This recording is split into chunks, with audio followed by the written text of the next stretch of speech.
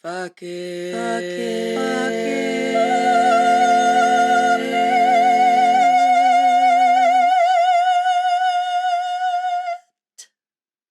Hey, mama.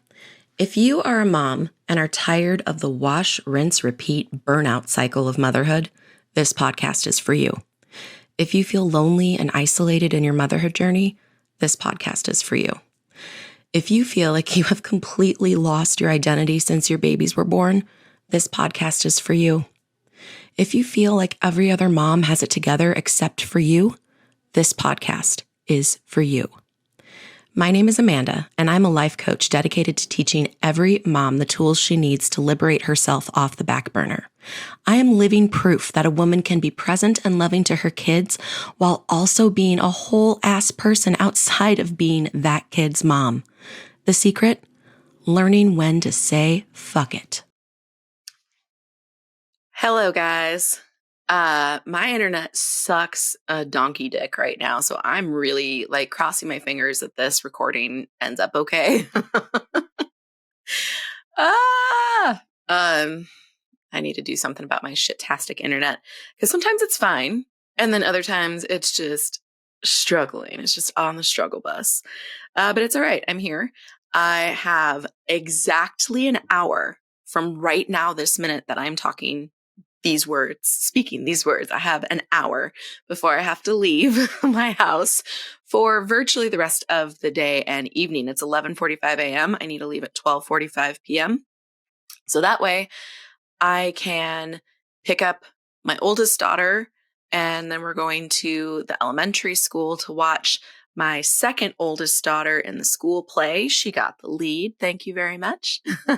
And then we're leaving the school right after the play is over and heading straight to Minneapolis because my oldest has her solo performance. It's a competition weekend. And this one sucks. We're there Friday, Saturday, Sunday. Last one I use only very loosely, only there Saturday and Sunday. Whatever. It is what it is. Dance mom life. Yeah. So I need, this is going to be a wham bam, thank you ma'am episode. This is 100% my fault. I take full responsibility for not recording this episode earlier. I didn't plan out my week properly, and here we are. But I already had it written out, and I already know exactly what I'm going to say. So let's do this.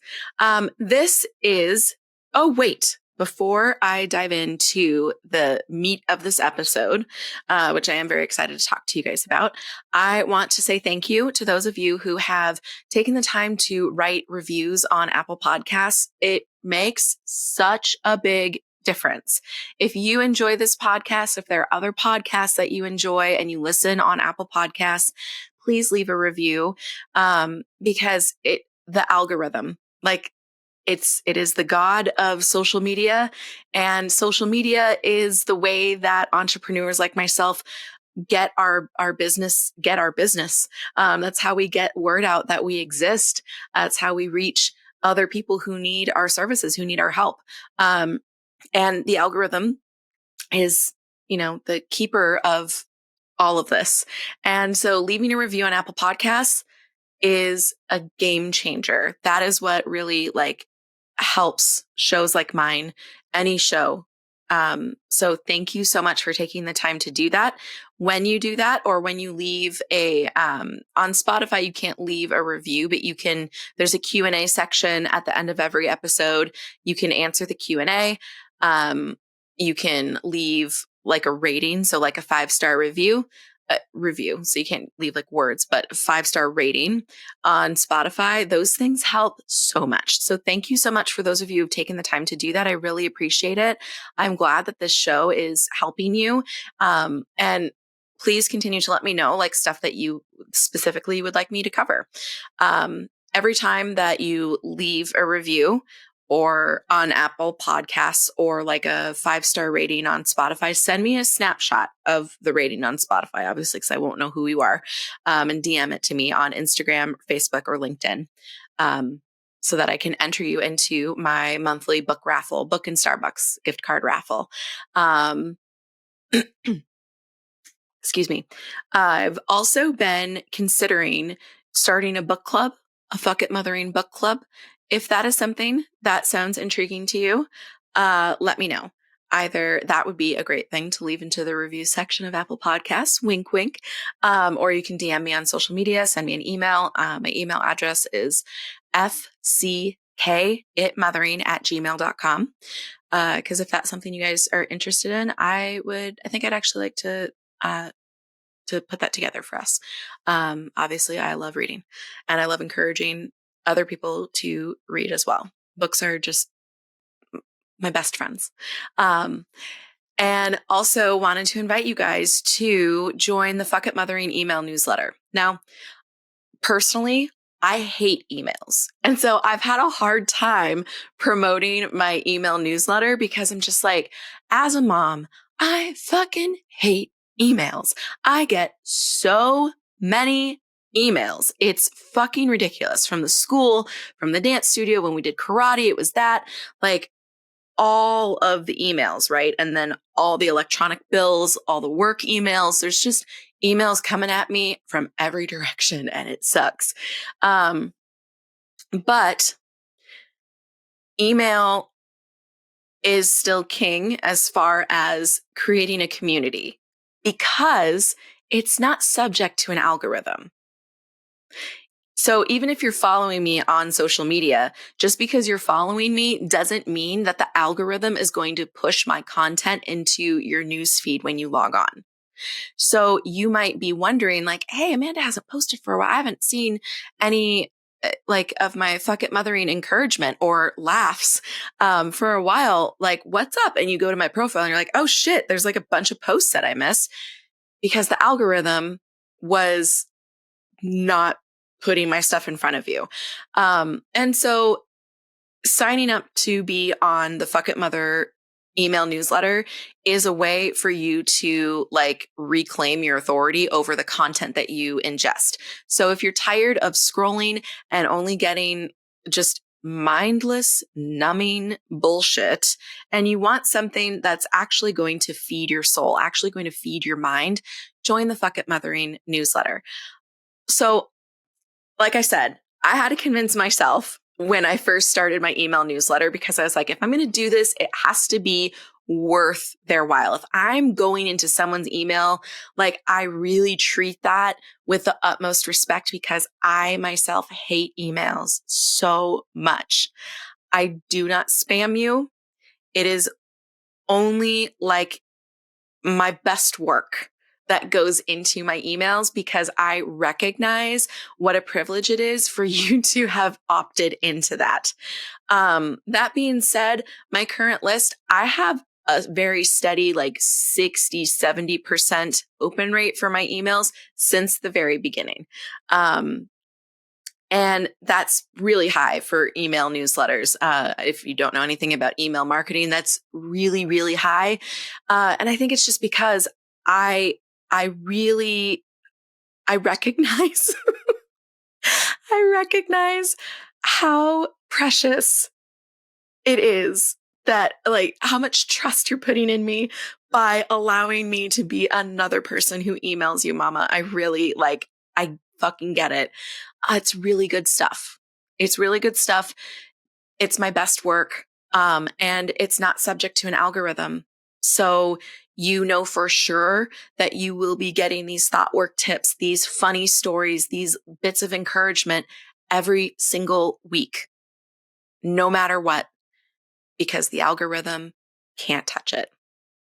So I'm going to put the link to join my email newsletter in the description box of this episode. You'll also get a free copy of my time management guide for busy moms called Shit, PJ Day is Today. I'm pretty fond of it. And you'll always get the Fuck It Mothering goodness straight to your email box. Now, let's dive into this week's episode. So last week, I think it was last week or something, I mentioned that one of my lifelong friends, Angelica, asked me to cover how to not feel guilty when asking for help. And I just thought that was such a good one because it comes up for so many people, right? Like so many people struggle asking for help. Especially women with perfectionist brains, especially high achieving women. If you just like expect a lot of yourself, you are not asking for help. So it comes up when, for moms specifically, it comes up a lot when we need any kind of logistical help with our kids. As the kids, well, even when the kids are younger and they're young and they're toddlers and they're like making you want to rip your hair out, you need just like time away from them. You need fucking help. But we don't ask for help. And then as the kids get older, as I said, I have a very busy evening and weekend ahead of me because my kids are in different extracurricular activities and it's just like mom taxi time.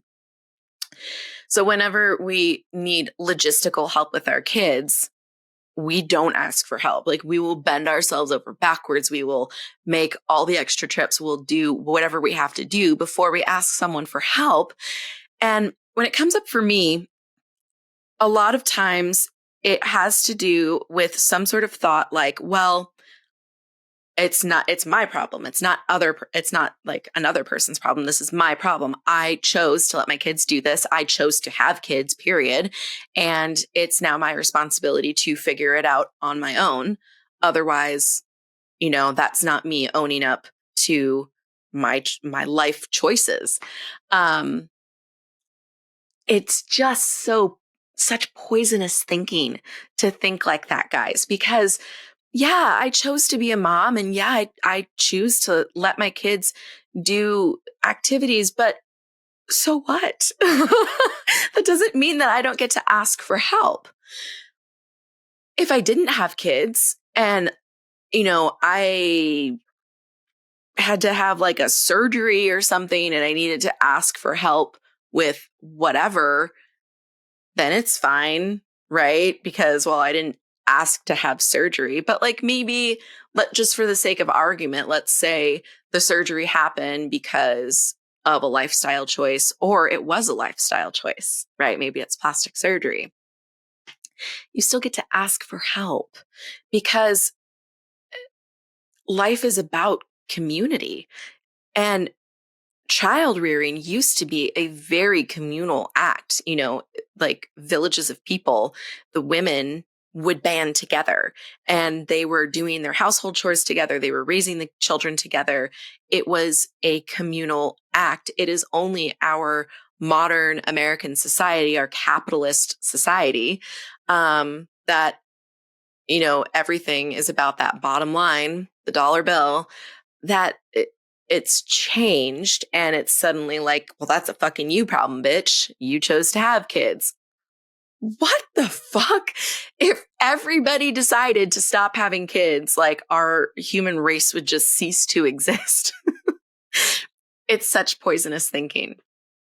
But I also see it a lot, and I saw it in myself too when I was a stay-at-home mom, but I see it in women who are stay-at-home moms, in asking their partners for help when they come home from work.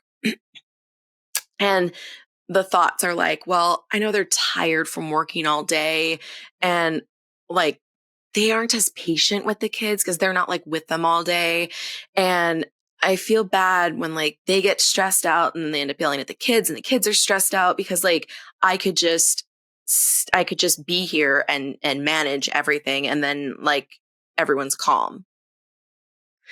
Yeah, everyone's calm except for you.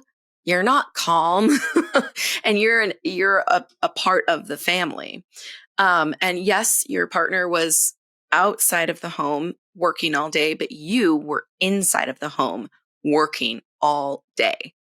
Just because you don't get a paycheck for the work that you do does not mean that it is not work. It does not mean that you don't get to have a break. It does not mean that you don't get to ask for help. I think the bottom line, like the base thought for everybody, whenever we're feeling guilty about asking for help, is it all boils down to the thought of like, well, I should be able to do this on my own. What's wrong with me? Why can't I do this on my own? And we look at other people and we do the compare and despair because we're just looking at their highlight reel and we say, well, they do it on their own. Look at them. They're doing it on their own.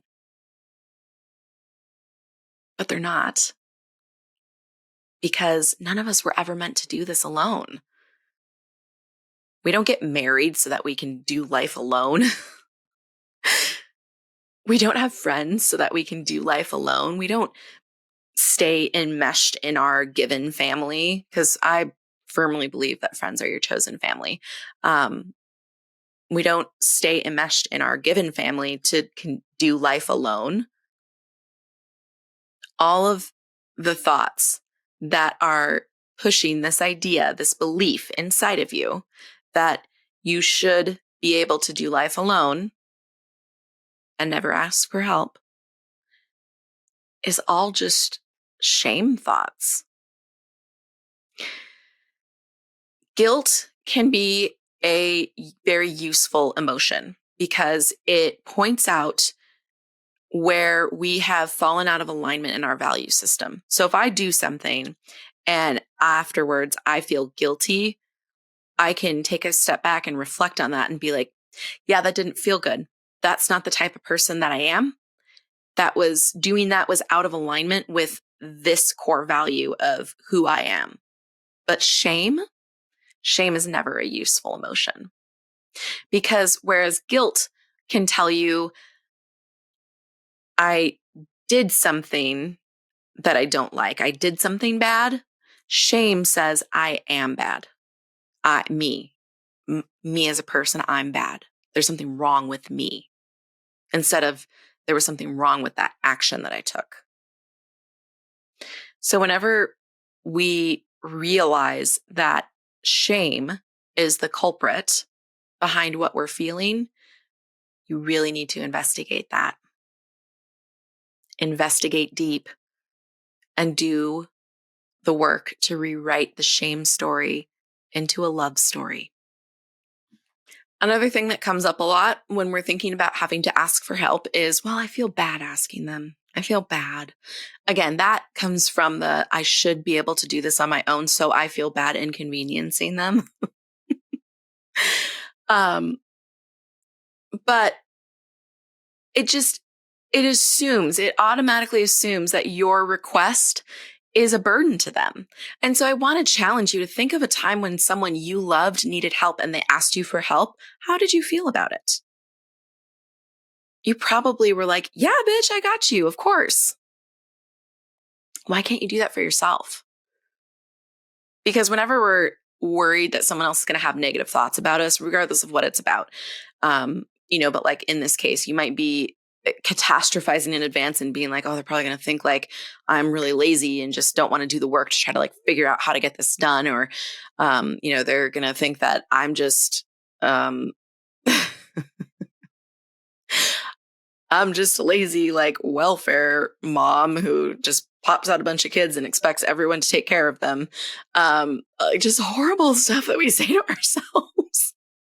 Even if we're not on welfare, there's nothing wrong with being on welfare. As a transitional service, it's great to have resources there to help you when you need it. But just like really, really negative thoughts about ourselves, and we're projecting that onto other people, because you never know someone else's thoughts, ever. Even if they tell you, they might be lying. Who knows? You never truly know what, and you especially don't know in advance what someone's going to think. So whenever our brains are catastrophizing like that, and we're like putting words in the horse's mouth, those are our words. They're coming from our brain. They have to come from somewhere. They're coming from our brain. Those are our thoughts about ourselves that we're just projecting onto other people.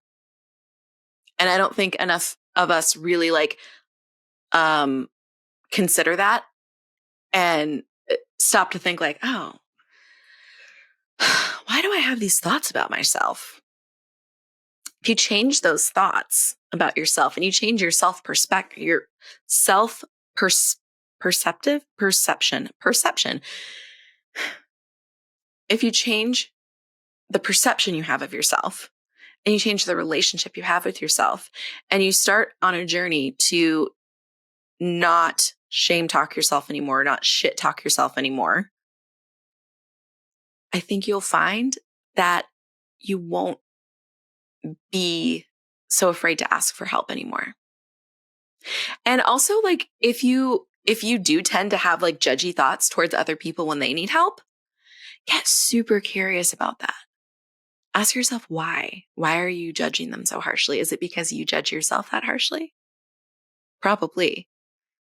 And you can choose to stay like that because we all get to choose. The point of coaching is not for me to come up with like a list of absolute truth. This is the right way to live and this is the wrong way to live. And I'm here to teach you the right way to live. The point of coaching is to show you your own mind. It's to point out, this is how you're making your decisions, and ask you, do you like this? Do you like the person that you are? Do you like the results that you have? And you get to answer honestly, yes or no. And if it's yes, great, keep it. You know why you're doing the things that you're doing and you like your reasons, keep it. But if you don't like your reasons, or if you don't like the things that you're doing, then we go to work changing it. That's the beauty of coaching. So that's it. I personally have had issues. Like I struggle asking for help. Not as much as I used to, but it is still a struggle. It is not my go-to, gut punch to just ask for help right away, which I think is good. Because otherwise we're not going to learn resourcefulness if we don't try to solve something on our own. But sometimes we just need help. Sometimes it is a job that like, excuse me. Sometimes it is something that like you just can't do on your own, either because like logistically it literally doesn't work, like because you're one person, you can't be in multiple places at once, or it's just too much. So I think there's a very good balance to be had between being resourceful and independent, but also recognizing that part of being a human is the community element. And there is no shame. There's nothing wrong with you for needing help. That's just the human experience, my friend. Embrace it. And it's going to feel shitty the first X amount of times that you ask for help. You're going to, because you're coming right up against all of these shame thoughts that you have about yourself. Shame thoughts that your brain has like solidified into truths, but they're not truths. And you get to rewrite that story. But it's hard. It's hard work and it takes time. It's going to feel very uncomfortable in your body when you're learning how to do something new, always. But thoughts are just sentences in your brain, and emotions are just sensations in your body. I read something so interesting. I'm reading a billion books at once, as usual, but I'm reading this book called Breakup Boot Camp by, I think the author's name is Amy Chan.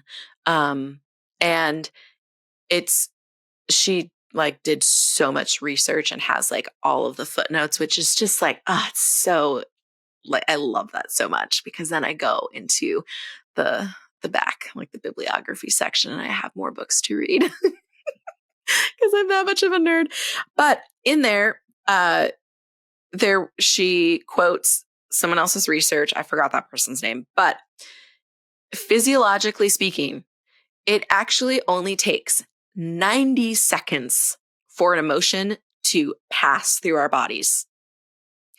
So from like the moment of inception, the peak, and then the conclusion of the emotion, 90 seconds. The only reason why we spin out for a lot longer than 90 seconds in an emotion is because we keep creating thoughts that bring it up again. We keep just like creating it over and over and over and over again for ourselves, and it feels horrible. But if we didn't do that, it would pass in 90 seconds. Are you willing to feel something in your physical body that is going to be feel so not that intense. Like it's going to feel so much less than a migraine. It's going to feel so much less than childbirth.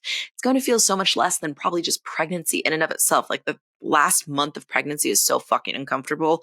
An emotion is not that uncomfortable. Are you willing to feel that? You just have to feel uncomfortable.